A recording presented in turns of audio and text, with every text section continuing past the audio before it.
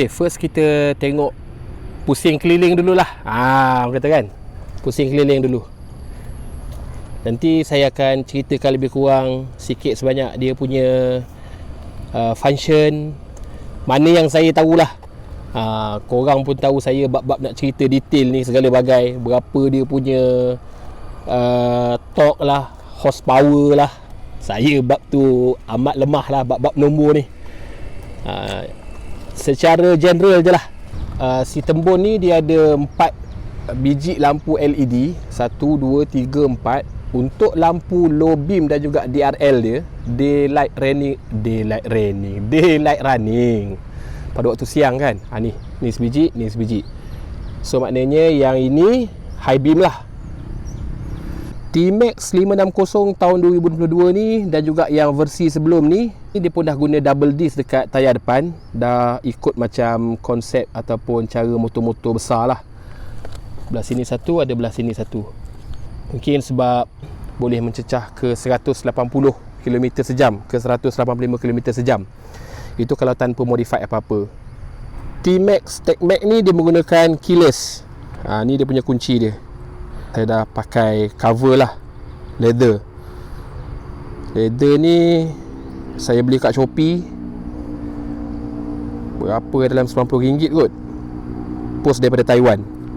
So ini dia punya Swiss nak hidupkan Swiss dia. Ini untuk buka seat dan ini untuk on lah. Bila tekan ni, TFT akan menyala dan boleh start lah. Masa saya mula-mula ambil first day si Tembun ni, ada beberapa benda yang saya dah tambah baikkan lagi. Antaranya dia punya slider ni. Ni saya tambah belah sini dan belah sana sepasang. Kemudian apa lagi brake lever pun saya dah tukar. Lepas tu engine guard. Ni dia kalau ikut sini je engine dia, tapi yang ini tambahan. Apa je nama ni, Raidia, gitulah lebih kurang. Semua brand yang sama lah. Brake lever pun Raidia juga. Lepas tu slider tu pun belakang ni pun pakai slider juga. Okey, jom tengok dia punya tempat simpan barang bawah seat ni. Okey, so kunci daripada saya. Nak buka seat dan juga on engine, kunci mesti dekat lah. Biasalah, itu konsep keyless punya motor ataupun kereta kan. So tekan ni sekali, kita akan dengar bunyi beep. Dah boleh buka. Ni cara simpan barang dalam si Tembun ataupun T-Max 2022. Helmet letak macam ni untuk dapatkan space yang lebih besar. Makna terlangkup lah. Kemudian sini boleh letak barang sikit. Saya tak nafi lah, untuk kategori maxi scooter macam ni, dia punya tempat simpan barang agak limit lah berbanding Forza saya pakai dulu. Tapi tak apa, kalau betul-betul perlu dan terdesak, kita boleh pasang top box dekat atas lah. So ni lah saya punya kelengkapan. Ini helmet, glove ada simpan dalam ni. Lepas tu ni phone holder kalau saya nak pakai, sangkut dekat sini. Gini. Ni phone holder lah. Lepas tu ini saya punya alat-alat bertukang lah. Dia ada bagi alat bertukang untuk screwdriver apa semua, tapi sikit sangat kat sini. Ni ada saya punya spare sekali dengan Allen key dia. Ada pump, kod-kod perlu guna kan. Seat dia alhamdulillah selesa. Alhamdulillah. Untuk perjalanan jauh, insya-Allah sama ada yang menunggang ataupun yang tumpang tunggang, insya-Allah boleh ride dalam perjalanan yang jauh lah, selesa dan lega. Ini boleh alih-alih, ni boleh ke depan, ni boleh tolak ke depan. Saya nak demo tapi sebab tak ada orang nak tolong pegangkan kamera ni. Tapi dia punya, orang kata Swiss pula dah. Tempat nak tolak dia tu, kita kena tolak ni ke sini. Ni nampak ni. Ni tolak, kemudian tangan kita satu lagi tolak je seat tu, backrest apa panggil, penyandar tu ke depan. Lepas tu lepas lah. Itu cara dia. Mungkin sesuai untuk orang yang pinggulnya kecil sikit macam saya ni, sesedap rasa lah. Setembun macam Tembun juga. Jadi macam ni okey lah, saya dapat space yang lebih besar. Si Tembun ni dia ada sebelah je tempat simpan barang dekat dia punya apa, dashboard dia ni. Belah sini tak ada. Belah sini kalau tak salah saya bateri dia. Okey. Dalam ni ada bateri dia. Sini tempat simpan barang. Barang dan juga barang kecil lah, dan juga telefon. Telefon kita boleh selit kat sini. Ni boleh cabut ni. Dia gini. So nampak pada gayanya ni macam dia ada macam penyerap hentak kalau kita letak dekat handphone tu, takut dia bergegar-gegar kan, rosak lens telefon, lens kamera tu. Jadi kita boleh selit kat sini. Nak demo pun saya tengah guna telefon rakam ni. Ini untuk cas handphone. Dia pakai USB type A. Dan juga kalau nak install Garmin punya maps dalam TFT ni, so pakai ni. So ni lah dia punya ruang, tak besar sangat lah. Boleh lah nak selit apa-apa sikit-sikit kan. Salah satu ciri istimewa Maxi Scooter si Tembun ni yang tak ada pada skuter-skuter lain ialah design belakang dia.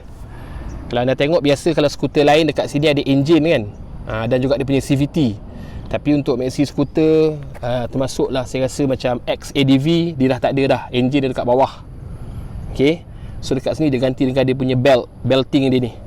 So dia ada macam rantai lah istilahnya. Okay, dan tak ada lagi absorber yang kiri kanan. Saya minta maaf lah, saya tak tahu dekat mana dia punya absorber. Mungkin dalam ni kot, tengah-tengah ni kot, tak nampak kot. Tapi takkan tak ada absorber, mesti ada. Jadi mungkin kelebihan dia ialah dia lebih stabil masa corner dan kurang gegaran. Tu memang saya tak nafi lah. Kalau corner dia akan jadi rasa lebih confident. Dia tak, orang kata bergalun-galun tu tak ada. Tu kelebihan bila enjin dah letak dekat tengah. Sini enjin ni. Dan kemudian tak ada absorber yang kiri kanan macam biasa tu. Tapi macam yang 250, X-Max, Forza, Elegant dan skuter-skuter yang lain, yang CC 250 ke bawah, ataupun macam saya pakai Bam 350 dulu, C400 GT, still kiri kanan absorber. Ada absorber yang kiri dan kanan. Tayar yang diberikan oleh pengeluar masa ambil si Tembun ni ialah Bridgestone Battleax SC. Saiz dia 160/60R 15. So rim belakang kita boleh kata saiz 15 lah. Depan pun semestinya lah Bridgestone juga, ya tak? Okey, 120/70R 15. Maknanya depan rim pun 15 juga. Okey, jom kita tengok dulu dia punya cockpit ataupun dashboard dia ni. Bermula daripada sini, ni dia punya TFT, paparan dia. Nanti saya onkan. Saya cerita dulu, orang kata secara kasar. 7 inci. Dia nampak je besar sebenarnya ni, frame dia ni. Tapi dia tak penuh, di sini je. Ni habis kat sini, ni habis kat sini. So tepi-tepi ni ada lampu-lampu macam traction control, ABS, engine check. Sini ada cruise control punya, apa namanya, cruise control punya lampu, high beam punya lampu, semua kat situ. Sebelah kanan dulu, ini kill switch. So nak on, nak kena ke bawah lah. Mode, untuk tukar dia punya mode pemanduan, dia ada dua saja mode. Satu touring, satu lagi sport.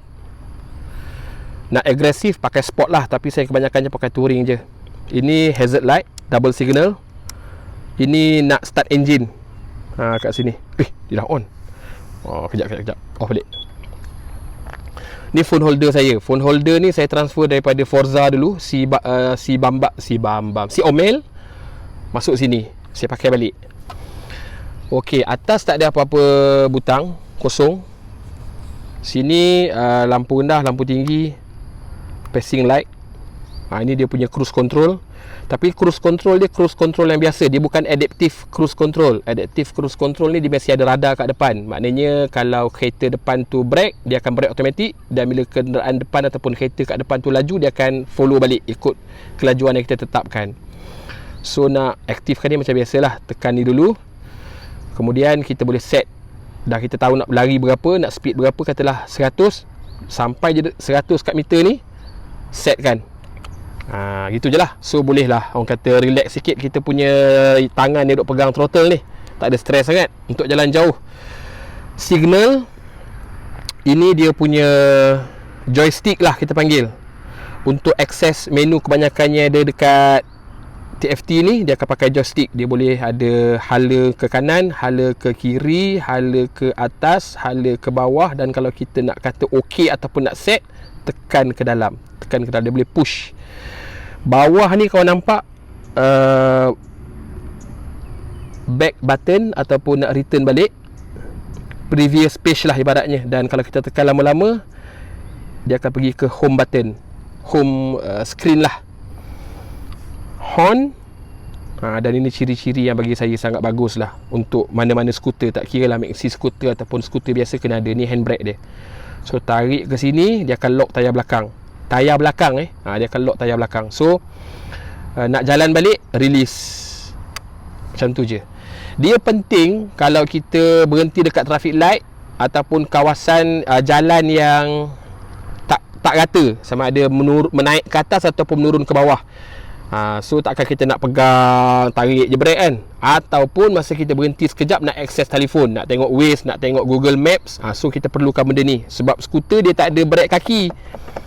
Kalau ada brake kaki, kita boleh guna dua-dua tangan. So boleh brake dekat kaki. Ni kalau kita nak guna dua-dua tangan, jalan tu pula tak stabil, tak macam mana nak pegang brake. So kena tahan dengan kaki. Jadi bila ada handbrake ni, dia amat-amatlah membantu. Side mirror dia ni memang ditakdirkan Allah, memang capang. Memang capang, tak boleh buat apa lah. Dia capang. Tapi okey lah, saya suka yang capang-capang macam ni. Okey. Dan untuk apa orang panggil, kuncupkan dia ni, dia ada satu step je. Gitu je. Ni pun sama. Gitu je. Jadi pemandangan dia akan jadi macam tu. Dia tak boleh nak kuncup habis. Sekadar tu saja yang diizinkan oleh manufacturer. Tak tahulah, saya tak ada cadar nak tukar-tukar lagi. Saya bab-bab side mirror ni, saya biasa motor-motor saya pakai pun tak pernah saya tukar. Pakai yang standard je. Selamat, mudah dan menjimatkan. Lampu belakang dia pakai LED juga. Kalau on, nanti saya tunjuk, ada video yang saya akan on semua lampu, insyaAllah. Kalau on, ni semua ni, satu garis atas ni, dia akan menyala. Okay. Ni kiri, signal kiri bawah ni. Yang ni bawah ni. Ni signal kanan bawah ni.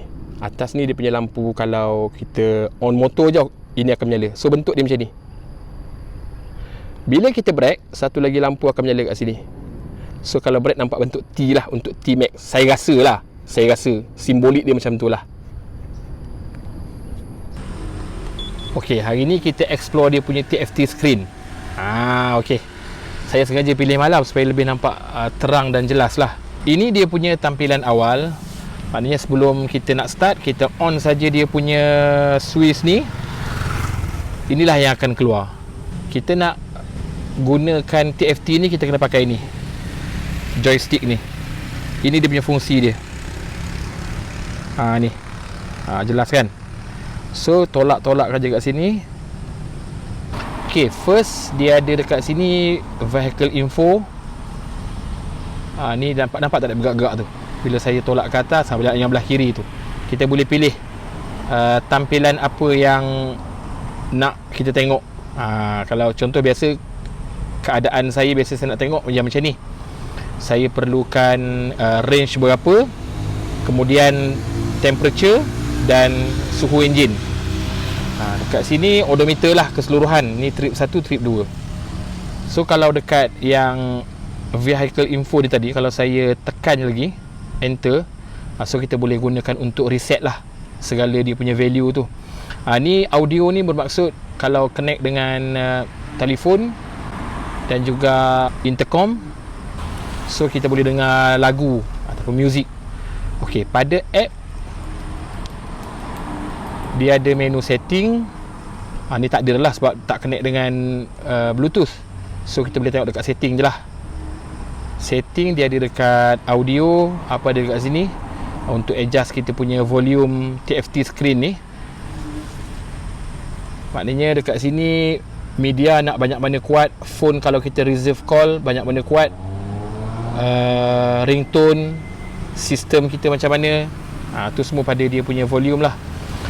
Dan dia ada equalizer juga, tapi tak tahulah jelas tak jelas, saya dengar lebih kurang sama je. Yelah, kita dengar dekat speaker helmet kan, so dia punya equalizer dia banyak jugalah, ada klasik, hip hop, pop, rock, ronggeng ada belaka lah.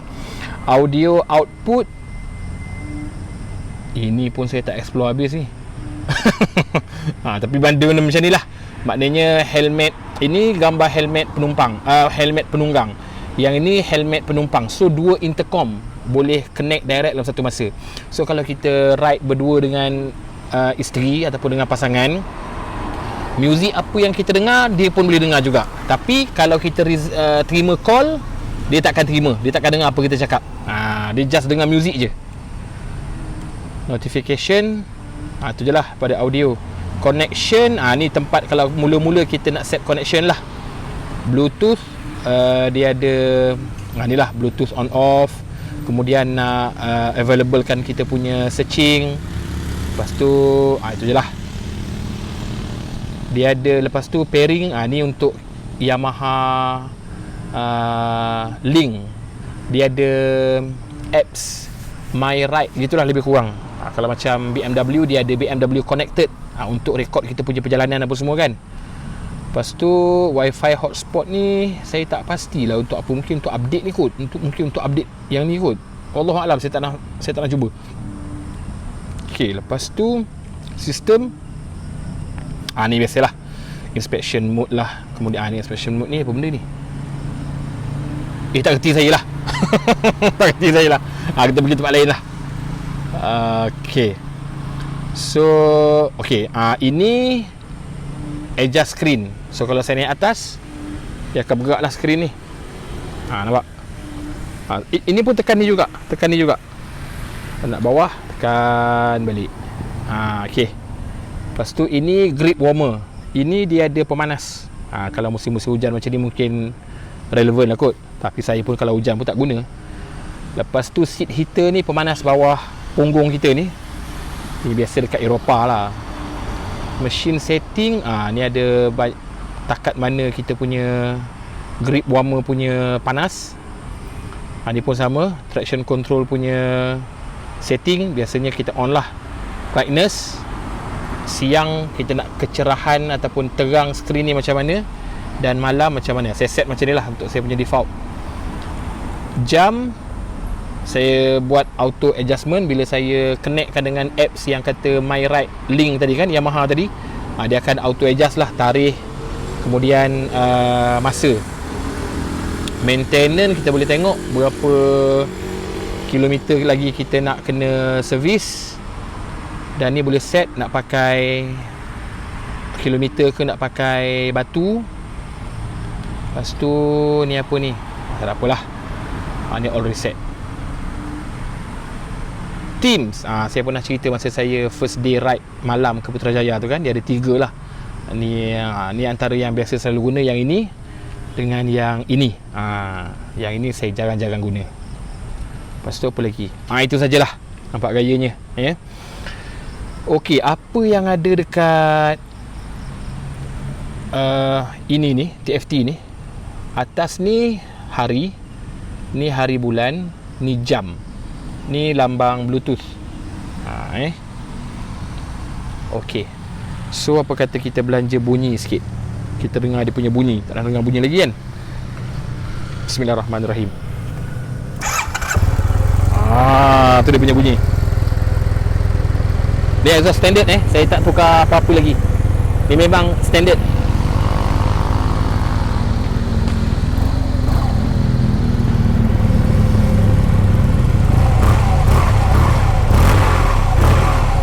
Itulah lebih kurang bunyi dia. Depan dia pakai lampu LED.